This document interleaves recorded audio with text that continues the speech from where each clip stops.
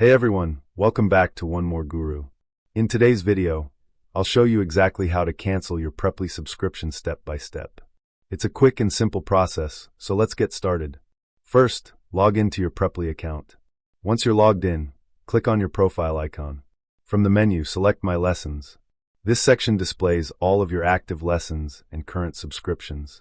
Inside My Lessons, you'll see the tutor you're subscribed to, along with important details such as your subscription status and whether auto-renewal is turned on. If you have multiple tutors, choose the one whose subscription you want to cancel.